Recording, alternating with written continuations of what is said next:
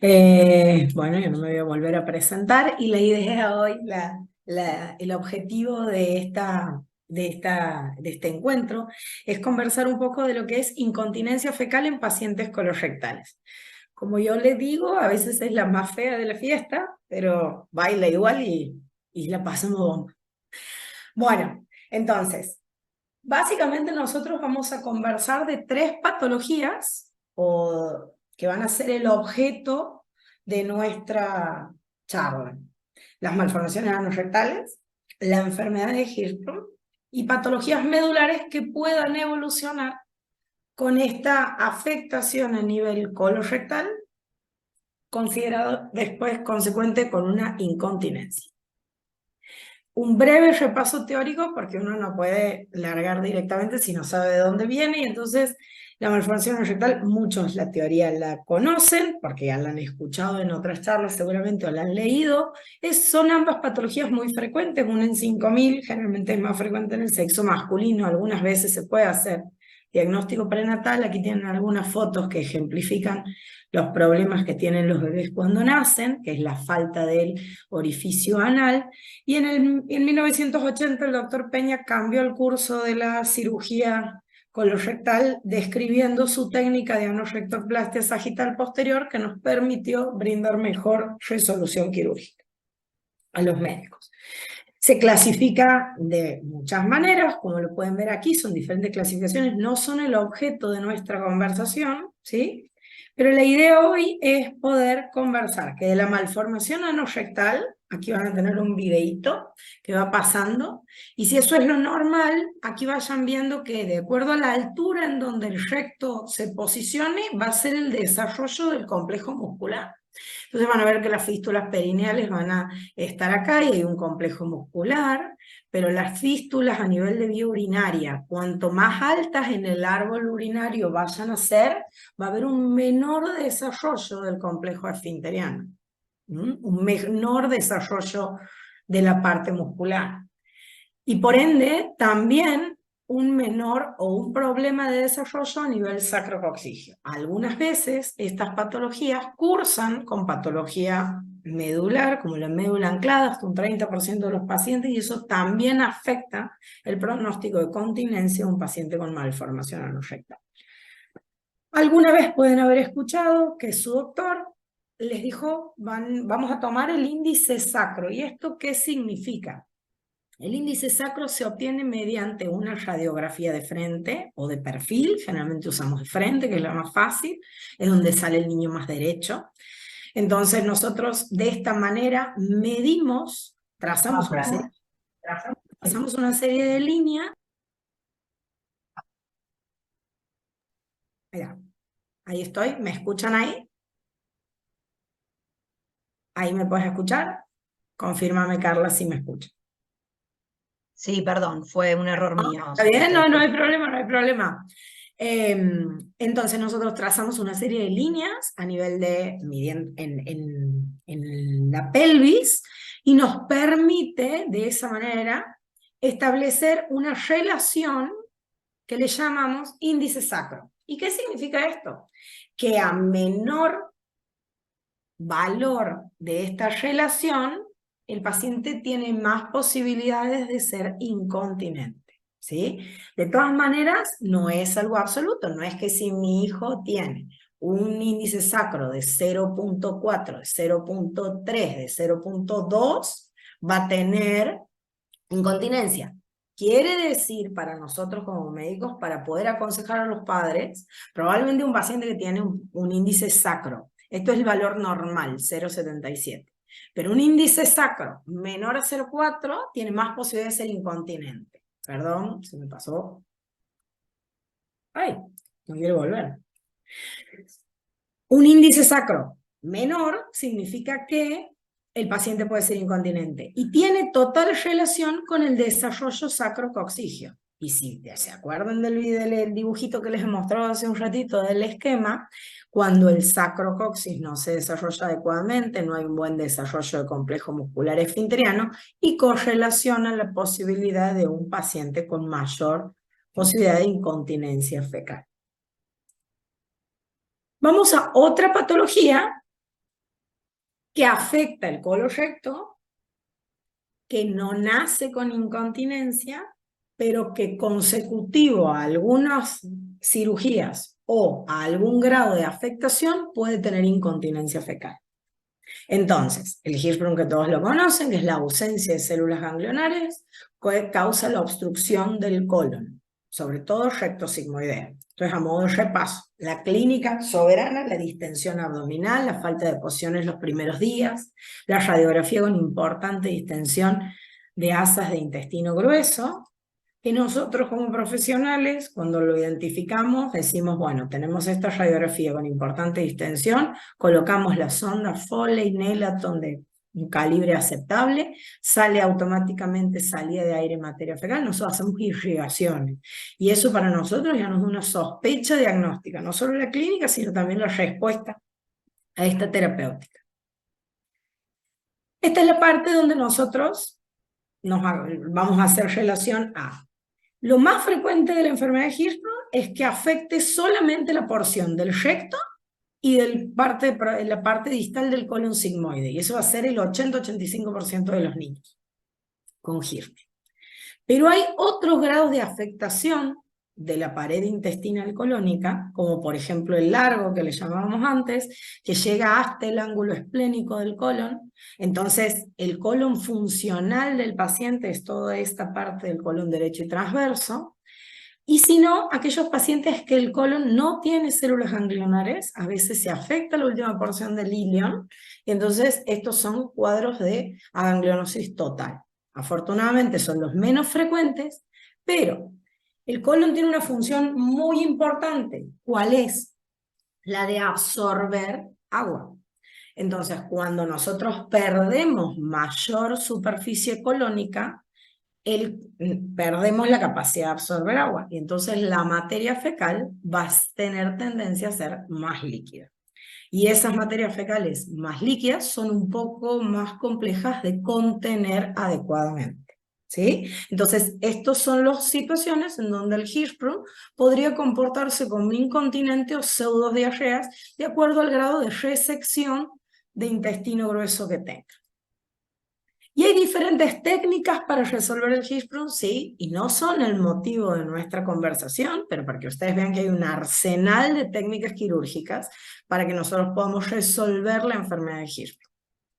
Y los objetivos están muy bien planteados desde hace muchísimos años, ya por el año 50 y pico. El doctor Swenson dijo, Swenson fue como uno de los más grandes que ha descrito técnica que permitió resolver la enfermedad, y dijo que hay que sacar todo el segmento que no tiene células, que hay que bajar colon que tenga células ganglionares, o sea que sea normal, y que la unión del intestino sea lo más cercano a la línea pectínea. ¿Y eso qué es? Es la zona en donde nosotros orgánicamente diferenciamos a nivel de la zona anal y del esfínter. Nosotros ahí diferenciamos y decimos, esto es un gas, esto es líquido, esto es sólido, aquí puedo eliminar, entonces me relajo porque estoy en mi casa, estoy en mi baño sentado, aquí no puedo eliminar porque estoy en el shopping, en el súper, en la clase, ¿sí? Entonces, básicamente, describió la posibilidad de decir, las técnicas son un montón, pero hay que proteger y acercarse a la línea pectínea sin afectarla, para que la continencia fecal no se afecte, ¿sí? Entonces nosotros decimos que esto es un canal anal, este es el ano, está estirado así, y aquí tenemos la zona pectínea, que son como estas criptas que ven aquí, en los dibujitos lo pueden ver así, ¿sí? Son como unas líneas dentadas o criptas. Cuando nosotros hacemos la anastomosis, o sea, la unión del intestino, a por lo menos 1 centímetro de esa línea, nosotros decimos que es una buena anastomosis. Esa anastomosis va a funcionar bien. Cuando nosotros nos acercamos mucho hacia la línea pectínea, y algunas veces hasta quedamos sobre la línea, probablemente nuestro paciente tenga una incontinencia fecal después de la cirugía. Y estas son las diferentes evoluciones postquirúrgicas de ambos procedimientos, tanto de las malformaciones rectales como de la enfermedad de Hirschsprung. Y entonces el objeto de nuestra charla de hoy, de nuestra conversación de hoy, van a ser estos dos. La incontinencia fecal, que puede ser de dos maneras, con un colon que se mueva demasiado, y eso se llama hipermótil, o un colon que se mueva lento, un colon retentivo o hipomótil. Y responden muy bien a los programas de manejo intestinal. Entonces decimos que la incontinencia fecal sí o sí generalmente tiene asociada una patología orgánica. O nació con una malformación anorrectal muy alta y tiene pobre desarrollo esfinteriano, como lo hemos visto hace un rato, o tiene una patología medular, una médula anclada, o ha tenido el antecedente de una cirugía lumbosacra, por ejemplo, un teratoma sacrococcigio, un tumor, mielomeningocele, lipomeningocele, diferentes patologías. O en los casos de los pacientes que tienen enfermedad de Hirschsprung, que esté afectado el canal anal en la técnica quirúrgica, o bien que haya una resección de colon interno, o sea, bastante importante. Responden muy mal a los laxantes, porque los laxantes no colaboran. Responden mejor a los enemas. Las terapias de rehabilitación de piso pelviano, de neuroestimulación y todo eso colaboran mucho. Pero lo que más importante tenemos que saber es que esto es un tratamiento prolongado y hay que ser muy pacientes, porque la gran mayoría de las cosas son con prueba y error hasta que encontramos lo que mejor funciona para nuestros pacientes. ¿Qué métodos complementarios usamos? O sea, ustedes van a ir al médico, su cirujano que los operó, u otro porque se mudaron de provincia o lo que quieran. Y entonces el profesional va a tener que ir pidiendo una serie de estudios para poder no diagnosticarlo al 100%, porque el diagnóstico se va a hacer más que nada por las cuestiones clínicas, pero sí va a ir pidiendo métodos complementarios para descartar otras cosas. Yo se los voy a nombrar para que en algún punto, si les toca, no digan, ah, esto no sabía que me podía tocar. La radiografía de abdomen de frente, que incluye la pelvis, nos ayuda muchísimo para tratar de evaluar la cantidad de contenido de materia fecal o las características de ese colon. El colon por enema, ahora vamos a ver para qué nos sirve. Es un estudio contrastado donde se coloca una sonda a nivel del ano de su bebé y se coloca el contraste que pinta el intestino grueso o el intestino delgado en el caso de no tener el grueso. Se pueden pedir manometrías anorrectales, que son estudios de la fuerza, de la presión que pueda hacer el canal anal. Ecografías, como por ejemplo de abdomen, de periné, ecografías de canal anal en los pacientes adolescentes o adultos se utilizan mucho, en los niños pequeños no. La resonancia magnética lumbosacra y la pelvis. Esto solamente para que conozcan de qué es lo que estamos hablando. Las manometrías anorrectales no es el objeto de esta conversación, saber qué valores da la manometría para decir que nuestro hijo o nuestro paciente es incontinente, sino a modo de conocimiento, el estudio que nos da la integridad de la funcional de la región rectoanal, mediante presiones que se miden en el canal anal. Colocan una sonda de balón a nivel del canal anal, se infla ese balón y eso mide la presión en reposo, la presión cuando le pedimos que contraiga, la duración que tiene la contracción, los reflejos, la sensibilidad, y en algunos casos hay profesionales que piden el test de expulsión de balón, que significa que haga fuerza hasta que lo saque al baloncito, ¿sí? Porque no voy a hacer no me voy a explayar demasiado en esto, porque si bien nos va a dar la integridad funcional, porque nos va a dar presiones, nos va a dar valores, nos va a dar un montón de cosas, en realidad son solamente parámetros escritos en un papel, y lo importante es cómo ayudar a nuestro paciente a que nuestro paciente mejore. O sea, podemos tener manometrías anorrectales perfectas y nuestro paciente igual andar bastante más. El colon por enema, he usado estas dos imágenes para poder ilustrarles básicamente qué es lo que nosotros vemos en el colon por enema. No lo hacemos como cuando vamos a diagnosticar un Hirschsprung. Lo hacemos utilizando balón inflado para poder insuflar el intestino grueso. Utilizamos contraste hidrosoluble para que no quede impactado. Por ahí el bario, que es un método, un medio de contraste que se utiliza mucho en diagnóstico por imágenes en los niños, es bastante complejo de usar porque se seca, deshidrata, y estos niños tienen problemas con la catarsis, o sea, con las deposiciones. Generarle algo que lo pueda secar más del vientre es como bastante más complejo. Entonces nosotros instilamos el líquido y vamos a ver la imagen, por ejemplo, esta que tengo aquí abajo. Entonces se va pintando la zona rectal, se pinta el sigmoide, parte del colon hasta el ángulo esplénico. ¿Qué podemos decir cuando nosotros como profesionales vemos una radiografía de estas características? Ah, mira la cantidad de contracciones que hace el intestino, todas esas como anillitos negros que se ven en la pared del colon, esta es la forma del colon. Toda esa cantidad de son austras. Todas esas austras significan que el colon ha estado constantemente moviéndose en la fotografía.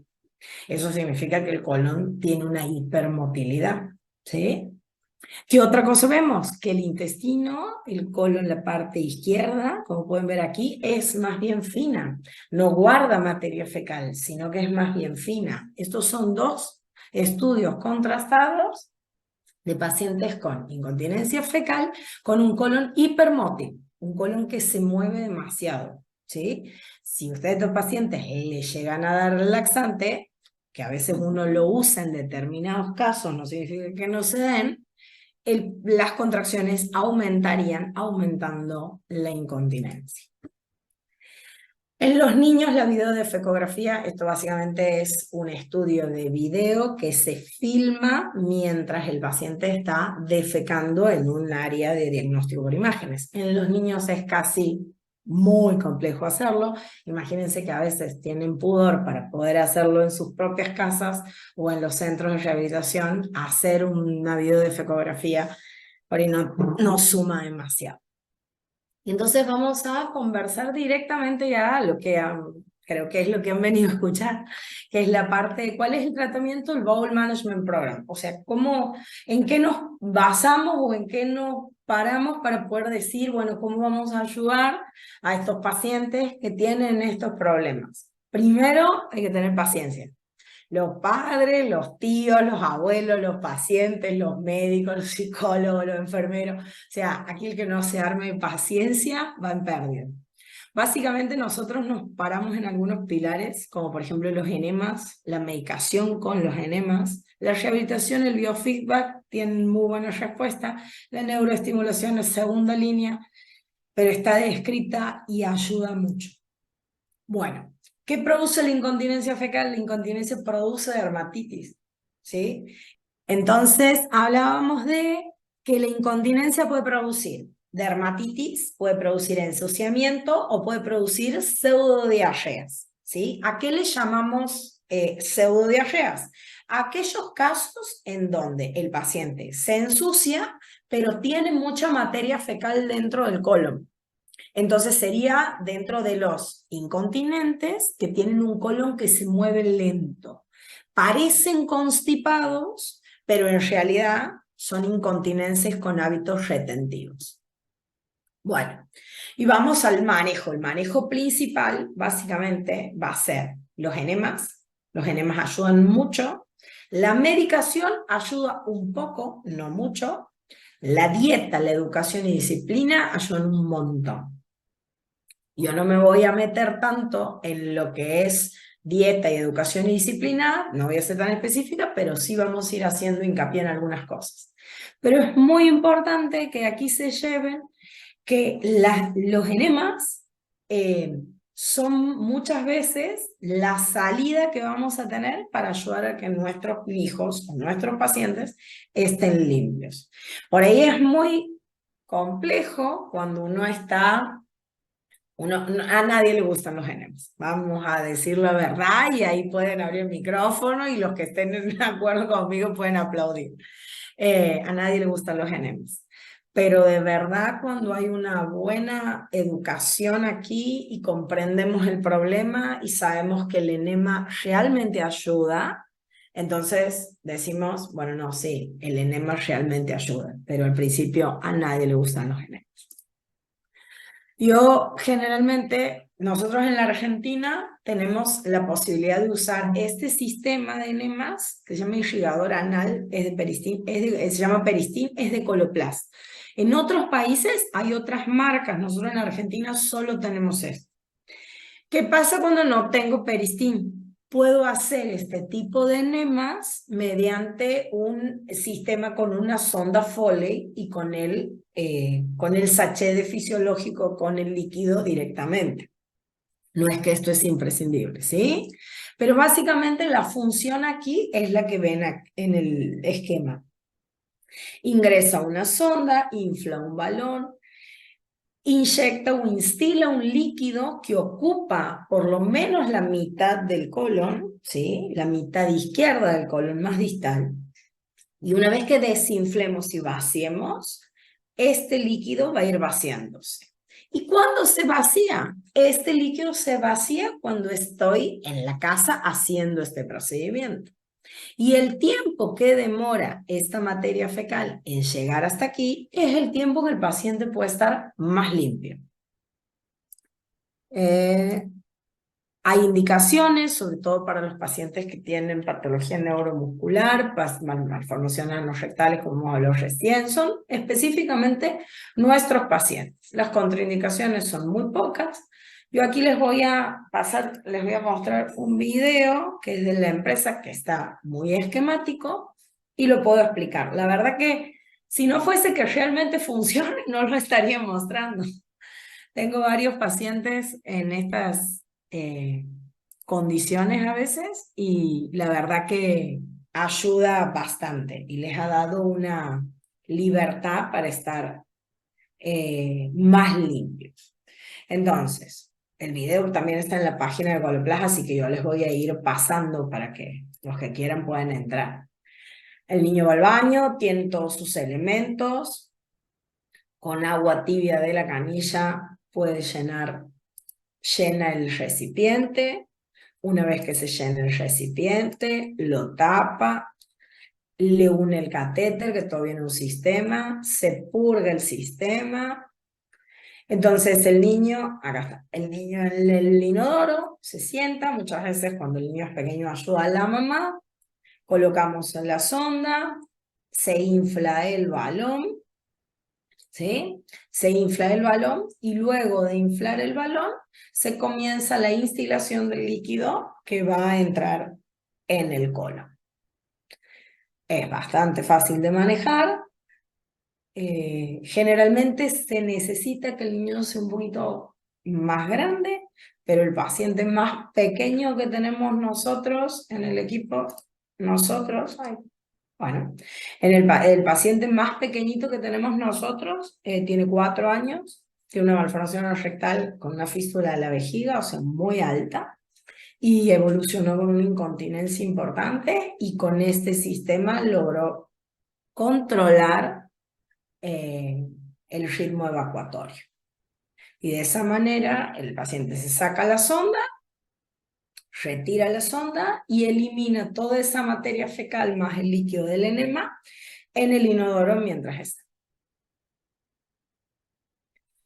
Otras cosas que han sucedido es que, por ejemplo, me decía, el balón le molesta, entonces lo que le hemos enseñado al pacientito es que contenga, apriete los glúteos, y el pacientito aprieta los glúteos, sostiene la sonda y sostiene el líquido que entra. Eso también le ayuda al paciente a ejercitar ese tono muscular de la región pelviana. Y de esa manera el paciente tiene deposiciones una vez al día en su casa y le permite después estar bastante limpito. ¿Sí? Esto después se desconecta y eso. Esa parte ya no es tan interesante. Coloplast también ha desarrollado este sistema, que la verdad que también sirven bastante. Se llaman plugs anal o tapones anales. Y vienen así como los ven de esta manera, como lo estoy señalando, ahí les voy a poner un puntero para que lo puedan ver mejor, es este. Y esto es como una red, como si fuese un dedo, entonces se coloca y entonces lo introducen en el ano. Cuando ingresa al recto, esta zona se humedece y se hace una copa que es bien blandita. Y les permite a los pacientes tener control, o sea, contiene las fugas y los escapes hasta 12 horas. Es también muy efectivo. Bueno, hay bibliografía que respalda el sistema Peristil en el mundo, obviamente que también están pagadas y un montón de cosas, pero la verdad que funciona. En la parte práctica es una forma de manejar la incontinencia fecal y de permitirle a los pacientes tener un día prácticamente que estén limpios sin ensuciamiento. Generalmente utilizamos algunos cuestionarios de calidad de vida en la incontinencia fecal. Como pueden ver aquí, son diferentes preguntas que se le hacen a los pacientes para poder evaluar cómo se sienten mediante esta incontinencia, y después de utilizar el sistema Peristil o un sistema colorectal o hacer un adecuado bowel management, también nosotros le pondremos el cuestionario y se nota la mejoría de los pacientes. Bueno, ¿qué pasa cuando los pacientes se cansan de hacerse los enemas por la cola? Y entonces dicen, no más enemas, por favor, por el ano, porque los adolescentes sobre todo se cansan, no quieren. Entonces prefieren que los enemas sean anterógrados, porque sabemos que funcionan, entonces les explicamos que estamos en una situación, como han estado bien con el enema por el ano, funcionan bien, entonces es más fácil que avancemos en esta otra, que es una técnica quirúrgica, se llama técnica de Malón o apendicostomía, en donde nosotros le administramos un enema, o el paciente se administra un enema una vez al día a través de esta tubularización del apéndice. Entonces, ¿hay que hacer una cirugía para hacer un malón? Sí. Utilizamos en esta cirugía, utilizamos el apéndice se lleva al ombligo y a través del ombligo el paciente todos los días en forma diaria se coloca un catéter, se conecta, así como pueden ver aquí, se conecta el enema es anterógrado, o sea, es desde el inicio del colon y va hacia el ano, permitiendo la limpieza o la evacuación en el inodoro el paciente. Esto le lleva más o menos unos 30, 45 minutos, ¿sí? Cuando podemos usamos el apéndice secal, hay profesionales que no hacen esta técnica y utilizan, por ejemplo, botones tipo child o de gastrostomía que se colocan en el ciego directamente, o construimos un conducto como si fuese el apéndice con la misma pared del colon, ¿sí? Pero esto es para hacer enemas anterógrados. Funcionan muy bien y permiten esta limpieza diaria para mantenerse sin ensuciamientos. Aquí un poquito de biofeedback, yo no hago biofeedback, sé que han tenido una charla muy buena, creo que del doctor Calilo, y hay mucha información de eso. Es un proceso de entrenamiento con electroestimulación. Para esto sí o sí se necesita que el niño tenga motivación, conexión, entonces se necesita un niño de más de 6 años, generalmente. Es raro que tengamos un niño de menos de 6 años. Y aquí va la neuromodulación o neuroestimulación. Se puede estimular, por ejemplo, en los grados de incontinencia fecal y urinaria, muy importante, como por ejemplo en los pacientes que tienen mielomeningocele, patología medular.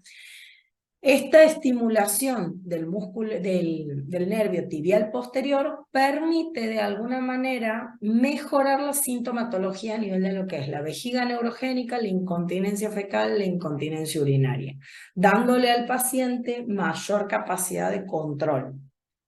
No es al 100%, mejora, pero no es al 100%. Y tampoco es curativa, son tratamientos que se hacen por un tiempo breve para permitir este control.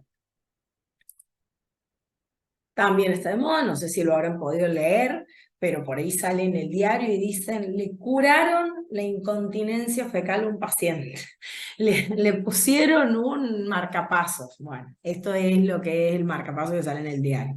Habla de la neuromodulación del nervio sacro, que lo que hace es, se coloca un transductor que va colocado a nivel del nervio sacro, se hace mediante cirugía. Se hacen 2 pasos, primero se coloca el catéter ¿sí? De neuroestimulación, se van haciendo ciertas pruebas y luego se coloca el implante definitivo, donde se coloca el electrodo, es como si fuese un marcapasos para el corazón. Funciona en algunos casos, muy pequeños, muy selectos, funciona, sobre todo en aquellos pacientes mielomeningocélicos. Aquí hay un trabajo muy bueno que es de la Sociedad de Continencia Internacional, no es tan actual, pero es muy bueno porque ellos se han puesto a evaluar toda la evidencia sobre estimulación sacra y ellos lo ponen como de segunda línea cuando los pacientes ya han intentado todas las medidas y no avanzan en nada. Entonces lo ponen como una opción terapéutica. Bueno,